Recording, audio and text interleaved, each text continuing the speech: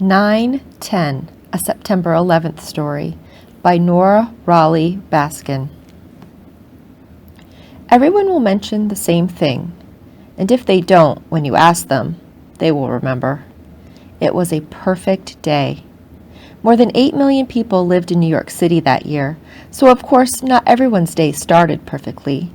There was excitement and pain, anxiety and boredom, love and loneliness, anger and joy. But everyone who looked up that morning must have marveled, whether noting it out loud or not. What a perfect day. The sky was robin's egg blue. There were one or two fluffy, almost decorative clouds. It was late summer warm, so the air was still and clear, not the least bit humid. Warm, the exact way you would set the temperature of the earth if you could. Clear, with just enough breeze so you knew you were outside, breathing fresh air. People would remember that day with all sorts of adjectives: serene, lovely, cheerful, invigorating, peaceful, quiet, astounding, crystalline, blue. Perfect. Until 8:46 a.m., when the first plane struck the North Tower of the World Trade Center, and nothing would ever be the same again. But that has not happened yet. 9/9. September 9th, 2001, 7:46 a.m. CDT, O'Hare International Airport. It was September 9th, 2001, raining in that Chicago slow drizzle sort of way.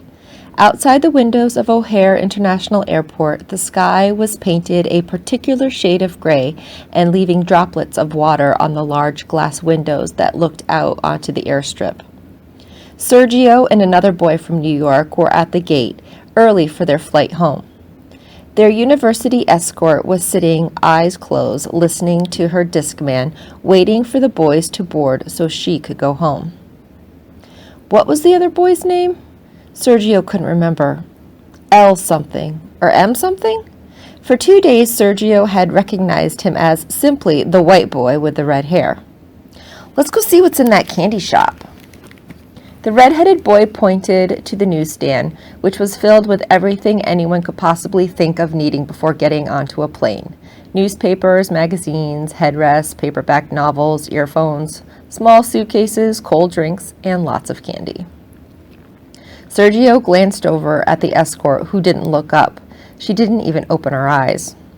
Okay, Sergio said.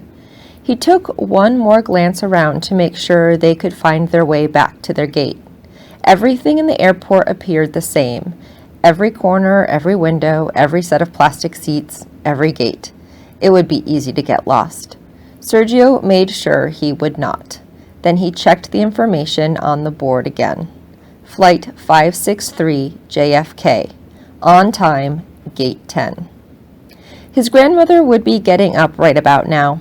It was Sunday, her one day to sleep in, but she was probably up already making coffee, knowing Sergio would be home in a few hours. Sergio didn't realize how homesick he was. He had been the whole time, until just then when he started thinking about his grandmother. It was the first time he had ever been away from home, and he'd only agreed to go at all because his grandma was so proud of him. 5 kids from New York State had been chosen to be honored at this ceremony at the University of Chicago, all based on one math test they had taken at the end of last year. And for that, Sergio had been flown to Chicago, put up in a hotel, and given 3 meals a day. And when they had called his name, his full name, Sergio Kincaid Williams, he had walked across the gigantic stage of the Court Theater and received his plaque, which was now weighing down his carry-on bag as he perused the newsstand. Kincaid was his father's last name. Of his father, that was pretty much all he wanted to know. "You getting anything to eat?" the red-headed boy asked when they got into the checkout line. Sergio slipped his hand into his jean pocket to feel the $20 bill his grandmother had given him 3 days ago. He didn't want to break it if he didn't have to. "Don't they give us lunch or breakfast or something on the plane?" Yeah, but they won't give us Kit Kat bars. The boy with the red hair put 2 candy bars on the counter. Sergio shook his head. Nah, I'm good. They finished checking out, and the boy handed Sergio one of the Kit Kats. I hate to eat alone, he said. Thanks. Sergio took the candy. He wasn't expecting that. It was nice. The red-headed boy began to unwrap his candy, then stopped. He appeared to be more interested in something across the store. That is so weird, isn't it? He said. He pointed. What's she got on her head? Sergio tried to figure out what the boy was talking about, but didn't see anything. What's weird? Who? Her! The boy gestured across the news shop to a girl with her back toward them, facing a full wall of magazines.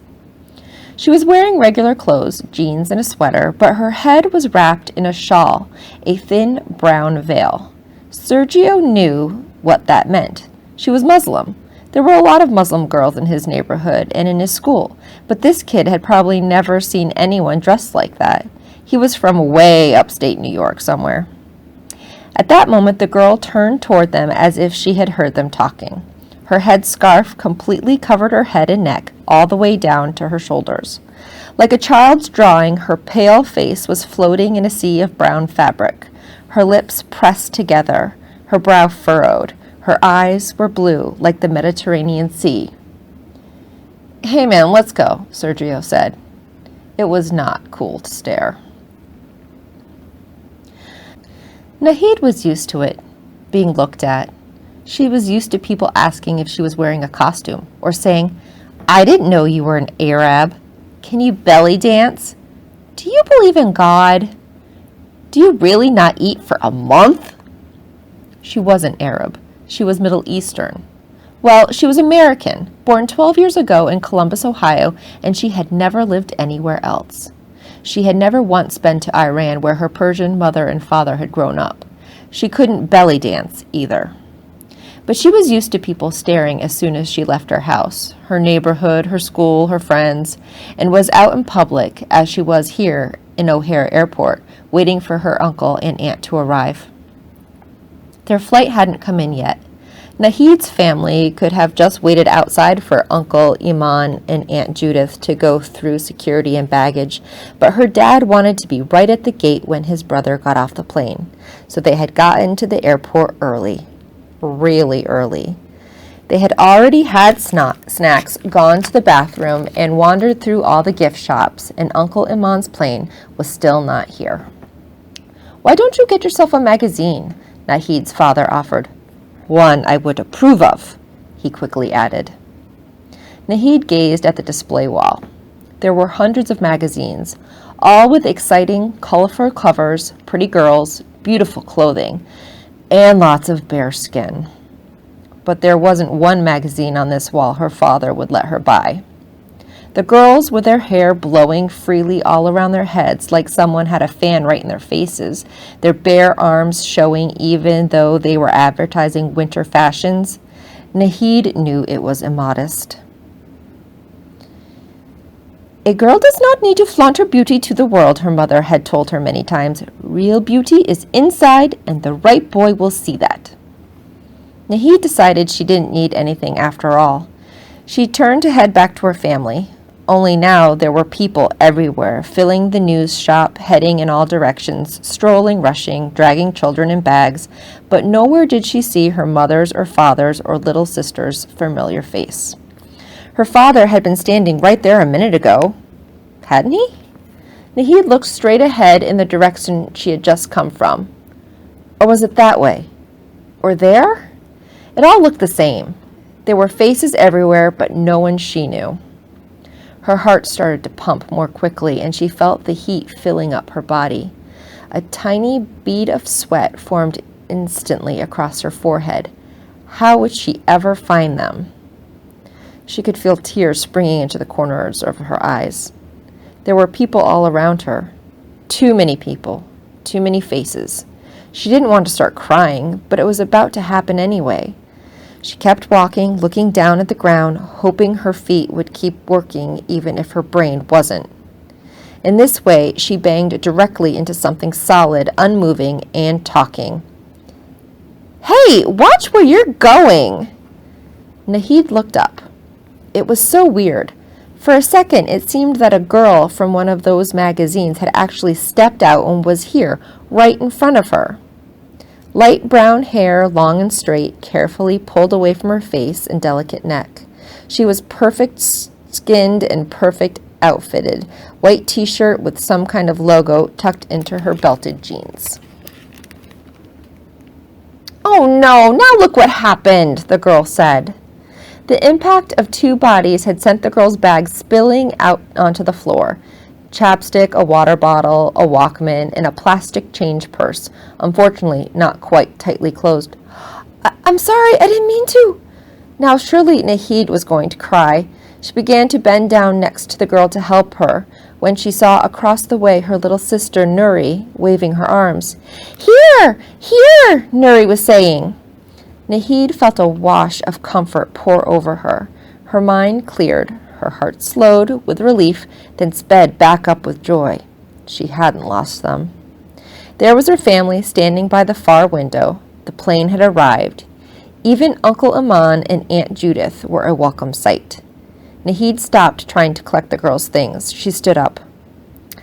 "Oh, never mind," the girl said, wisps of her hair now loose and falling into her eyes as she gathered her things from the floor. "I got it." "Sorry, I mean thanks," Nahid called back. Sorry." But her voice was absorbed into the airport terminal din. Amy grabbed for the loose coin that was standing upright and rolling across the floor, but it got away. She didn't feel like chasing it. She let her mind glaze over, watching the nickel or dime or quarter, or whatever it was, turn like a wheel, to the left, to the right, and left again, before it finally toppled over and a man's thick black shoe stepped right on it. Then he went on his way without noticing. "Amy, what are you doing on the floor?" her mother asked. "You know I'm in a rush." Amy knew that. Her mother needed to hurry to catch her flight. Amy and her dad were going to Los Angeles, but her mom, at the last minute, had to go to New York for a meeting. Her new job meant that last minute happened a lot. It meant nights and sometimes even weekends. And sometimes Amy just wished her mom's new job had never happened. "Do you have to go?" Amy could hear herself whining, but she couldn't help it. She was starting 7th grade tomorrow in a new school, in a new town, and to make matters worse, a week later than everyone else because of that bat mitzvah. She might still have been whining about that, except her cousin's bat mitzvah had been so much fun. Amy's family had already sold their house, so for the weekend of the bat mitzvah, they got to stay in the Drake Hotel. Amy could have stayed down the hall with her other out-of-town cousins, all girls about her age, but she chose to stay with her parents, like she used to when she was little, and they would go away on vacation. If there were 2 queen-size beds in the room, she would make her parents sleep separately so that one night she could sleep with one and the next night the other. Her favorite vacation was when they went to the Magic Kingdom in Orlando, and there was only one king bed. She slept right in the middle with her mother and father on either side of her. This time at the Drake Hotel, they ordered a rollaway brought to the room, but it felt nearly as good. After that bat mitzvah party, when they went back to their room, all the decorative pillows had been taken off the king bed and the covers were turned down into a perfect triangle. Even her little rollaway had been folded down neatly, set up for her just to climb right in and go to sleep. There were 2 tiny wrapped chocolates on all their pillows. Amy knew she was too old to want to be sleeping in the same room with her parents, but she couldn't help it. She hated it when her mother was about to leave on a business trip. But now as her mother kissed her goodbye and left, Amy didn't say anything. She didn't want to start crying. She waved as she watched her mother getting farther and farther away. There was still time. She could run after her mother and stop her from leaving. In her mind, Amy played out the scene. She would catch up in a few seconds before her mother could turn around at the sound of Amy's sneakers. Amy would wrap her arms around her mother's waist and hold tight, really tight. They would stay that way for a few moments, hugging, not having to say anything because there would be nothing to say. "I love you, Mama La." "I love you too, Amy La." And then her mother wouldn't go get on the plane. She'd stay home with Amy, and they would bake cookies. Amy could still make it, now, if she ran fast. She even felt the energy tingle in her toes. But she didn't run. And then poof, the moment was gone, and now there was a stranger, a woman with two little girls hiding behind their mother's legs, talking to Amy's dad. And there was a boy standing beside the mom, looking embarrassed but protective. "Excuse me," the mother was saying. "Yes," Amy's father answered. "I'm sorry, but do you have the time?" "Of course." Amy's dad looked at his watch and told her the time. At the same time, he reached over and gave Amy a squeeze. He knew she needed it. The woman said, "Thank you," and she and her 3 kids headed off somewhere in a big hurry. When Amy looked back down the corridor, her mother was gone.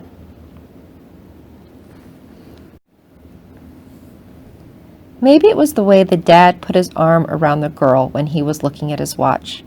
Or maybe it was how the girl kind of looked like Claire, a little bit. They had the same color hair, and Claire wore hers that way too. She was about the same height. But maybe it was just the way the dad was being so attentive to his kid that Will noticed. And he felt a tiny, sharp pain in his throat. "You didn't need to bother that man," Will said when they had walked past. "There's the time, Mom, right up there on the board." He pointed. I know, but I wanted to double check," his mother said, "just to make sure." Will and his 2 sisters, Rooney and Callie, followed their mother through the airport. He wished his mother didn't get so nervous. He really wished she didn't ask strangers for help all the time. And that had nothing to do with his dad dying or the way he got killed.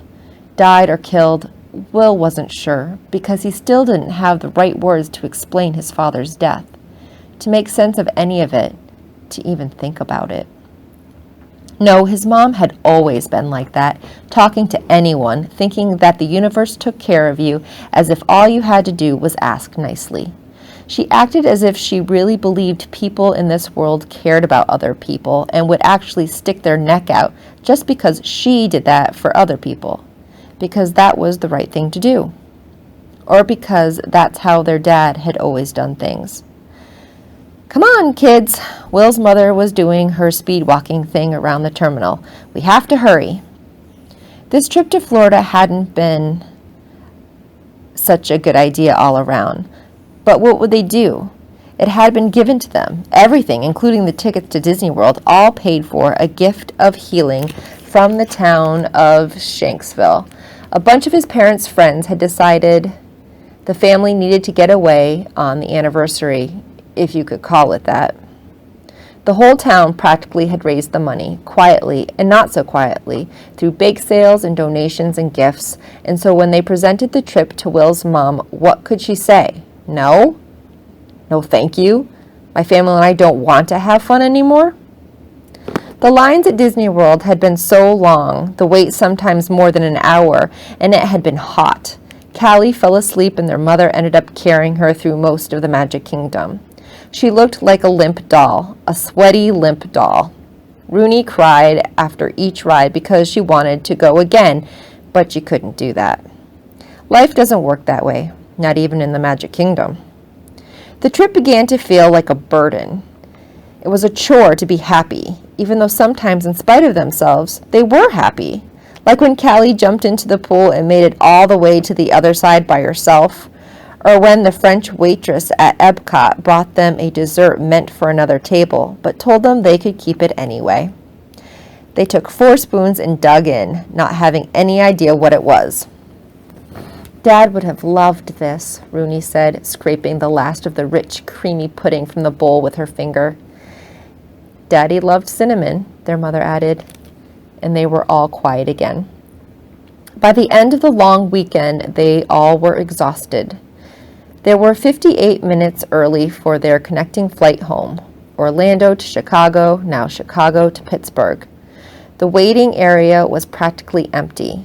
Will's sisters both laid their heads down on their mother's lap. Will pulled a watch out of his pocket. It wasn't one of those new cool watches that told the temperature and what time it was all over the world. It was just a plain Timex on an old, really worn yellow and blue striped fabric band, but it had been his dad's watch, the only thing Will had specifically asked for. When Will was little, his dad used to let him wind it up, pulling out the tiny stem and turning the metal knob, careful never to overwind, mindful as well never to let it stop completely. Will held the watch in his hand and looked down at the white face, the black Roman numerals and the skinny second hand ticking forward in a steady jerking beat. It was 10:03 exactly. Hi! You've just listened to the first chapter of 9/10, a September 11th story by Nora Riley Baskin. September 11th, 2001 is one of those dates in history that really sticks in people's minds. And now I bet a lot of you weren't around in 2001, but if you were to ask your parents, I bet they could tell you exactly where they were and what they were doing when they first heard about the planes crashing into the World Trade Center towers. In the first chapter, we're introduced to 4 characters. These kids live in different parts of the country and they come from very different backgrounds. But this September 11th tragedy is something that is going to bind their stories together. We start 2 days before September 11th, and the story follows their lives up to that moment in time when tragedy strikes. If you're interested in finding what happens to these characters, I encourage you to check out this book located in our youth fiction collection, or it is available on audio for immediate download through our Hoopla app. So I'd like to thank you all for listening, and as always, happy reading.